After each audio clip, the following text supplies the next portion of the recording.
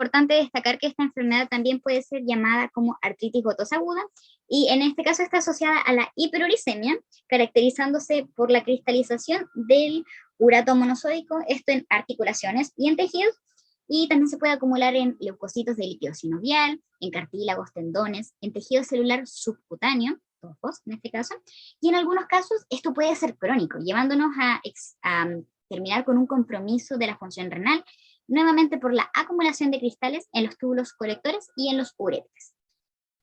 Entonces, la enfermedad nos produce una sustancial morbilidad, esto por el dolor que nos genera la artritis gotosa. También nos presenta deformidades en articulaciones y la podemos dividir en dos partes, la gota primaria y en la gota secundaria. En la primaria tenemos que la enfermedad no se presenta de una enfermedad previa. La mayoría de los casos tiene diagnosticada esta enfermedad. La enfermedad existe por la alta producción del ácido úrico, en este caso se ve un aumento en la producción de este ácido, o por otra parte, por la disminución en la eliminación de este ácido úrico. La segunda, en este caso, la gota secundaria, es originada por otra enfermedad de base. ¿Cuáles serían los síntomas que presenta esta enfermedad? Bueno, los síntomas que presenta consisten, en el caso de quienes tienen la gota, es probable que tengan algunas pocas articulaciones afectadas. ¿Cuáles suelen ser estas articulaciones afectadas? Bueno, pueden ser la rodilla, el dedo gordo del pie, codos, entre otros. Estas articulaciones, lo que se comenzará a sentir es un dolor fuerte, un dolor agudo que puede empeorar durante la noche. Esto nos puede llevar a la pérdida del movimiento. Por otra parte, y como sale aquí en la imagen, lo que nosotros podemos visualizar son protuberancias bajo la piel, que son los depósitos, más que nada, del ácido úrico, los cuales son los llamados TOFUs, ya nombrados. ¿Cuál es la incidencia de esta enfermedad en Chile? Enfermedad, tenemos que para las mujeres un 21% de las mujeres tiene un alto índice de ácido úrico, esto sin síntomas, y en los hombres puede llegar hasta un 27% en las mismas condiciones. Estos porcentajes se supone que se van desarrollando y no tenemos como una información así, este porcentaje, pero sí encontramos que en la población mundial se estima que la gota afecta entre un 1% a 2% de la población de Occidente. Que se calcula, en este caso, es que hay 41,2 millones de casos prevalentes en todo el mundo, con 7,4 millones de casos incidentes al año. La incidencia entonces aumentó en un 7,2 y la prevalencia en un 5,5 entre 1990 y 2017. Se ve afectada la vía metabólica de las purinas, ya que esta enfermedad se caracteriza por un incremento en las concentraciones corporales de uratos con hiperuricemia sostenida. El sitio donde ocurre la síntesis de purinas es el hígado y aquí comienza con fosforribosilpirofosfato, que se abrevia PRPP, y esto lleva a la formación de inosina 5-monofosfato, que se abrevia IMP, que posee la base de hipoxantina. Y luego del IMP derivan al AMP y al GMP, donde más tarde la purina se construye sobre la ribosa. Aquí ocurren varias reacciones de amidotransferencia. Y finalmente, los fermentos son llevados por el tetrahidrofolato en forma de N10-formil-THF. Y bueno, se regula la entrada y la salida de estas. La síntesis de PRPP sintetasa es retroinhibida por ADP y GDP. Y la síntesis de fosforribosilamina con la PRPP, amidotransferasa, es retroinhibida por ATP, ADP y AMP en un sitio alostérico y por GTP, GDP y GMP en otro. Y toda la actividad se estimula por la PRPP.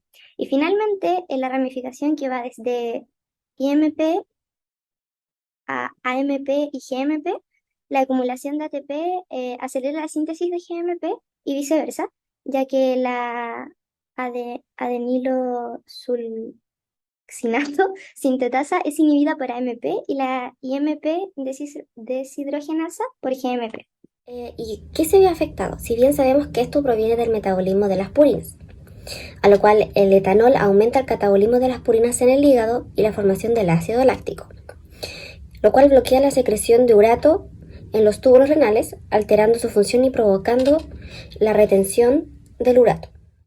Otra posible causa es el aumento de la producción de urato, puede deberse a un mayor recambio de ácido nucleico en enfermedades hematológicas o en enfermedades con mayor tasa de proliferación y muerte celular.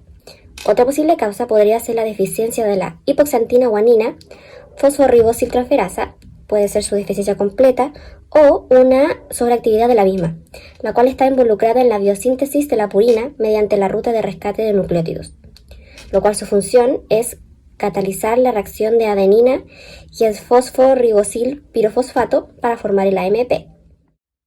Otra causa podría deberse al aumento de la ingesta de alimentos ricos en purina, o sea, en proteínas, lo cual puede contribuir a la hiperuricemia, a lo cual el urato precipita como cristales de urato monosódico articulares que forman depósitos extracelulares en los tejidos avasculares como el cartílago o en tejidos relativamente vasculares como los tendones, las vainas tendinosas y los ligamentos. Y también aparecen en la piel alrededor de articulaciones y tejidos distales más fríos como las orejas, los pulperios de los dedos también.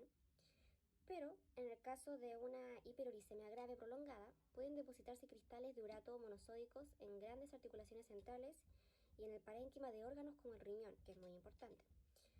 También puede deberse al pH ácido de la orina. El urato precipita con facilidad como pequeños cristales de ácido úrico en las placas o en forma de diamante, que pueden agregarse formando arenilla o puede llegar a ser un cálculo renal, a lo cual pueden obstruir el flujo de la orina y los tofos son agregados de cristales de urato monosódicos que se desarrollan en articulaciones y tejidos cutáneos. También se puede provocar una artritis gotosa aguda que puede desencadenarse por un traumatismo o una enfermedad. Las exacerbaciones agudas suelen precipitarse por un aumento brusco o por una disminución brusca de los niveles de urato en suero. Se desconoce la razón en la que los brotes agudos siguen alguna de estas condiciones precipitantes, pero los tofos en las articulaciones y alrededor de estas pueden limitar movimientos y causar deformidades llamadas artritis. Artritis gotosa, tofocasia crónica, sería el nombre completo. Para el diagnóstico de la enfermedad de gota, tenemos que este diagnóstico se va a realizar a través de la confirmación de la presencia de microcristales de urato monosódico, que este va a estar presente en el líquido sinovial de las articulaciones y en los tejidos.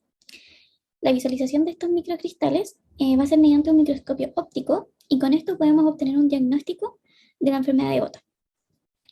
Los diferentes exámenes que podemos realizar para poder saber si tenemos enfermedad de gota son: primero, que contamos con un examen clínico, el cual consiste en realizar un cuadro clínico del paciente, en donde este va a representar distintos síntomas y signos de la enfermedad de gota, como dolor articular intenso, inflamación y enrojecimiento, limitaciones en el movimiento de la zona afectada.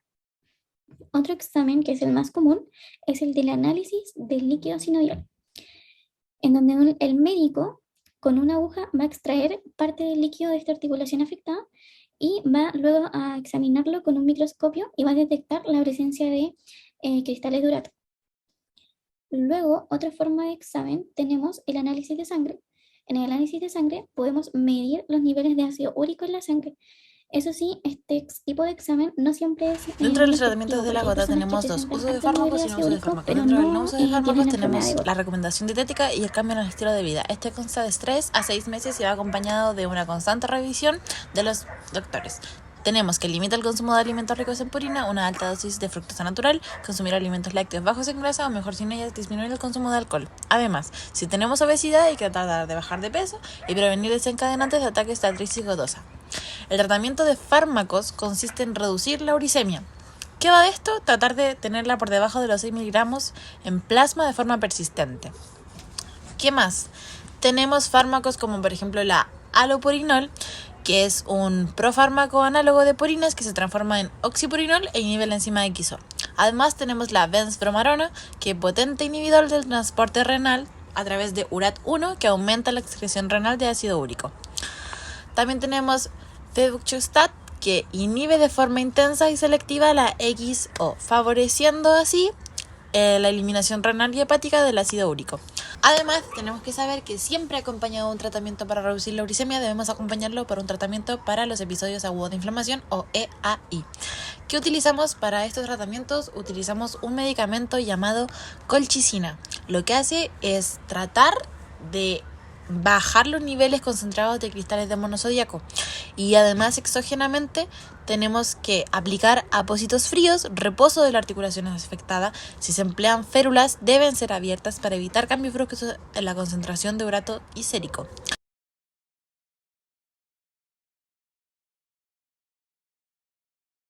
La asignatura de manera más teórica se centra en aprender y estudiar los ciclos que regulan nuestro cuerpo, ya sea de obtención de energía, como puede ser el ciclo de Krebs, o el ciclo de la eliminación de purinas, que es para eliminar el ácido úrico del cuerpo, que esto se hace a través de la orina.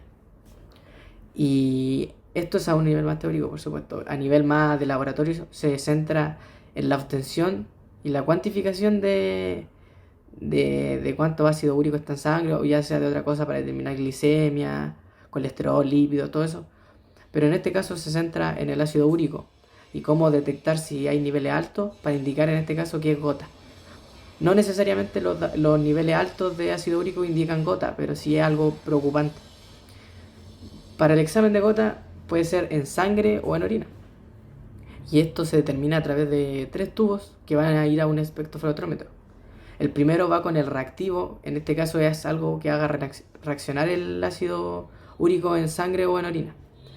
No encontré información sobre qué reactivo se usaba, pero debe ser algo que reacciona con el ácido y en este caso se aplica eso.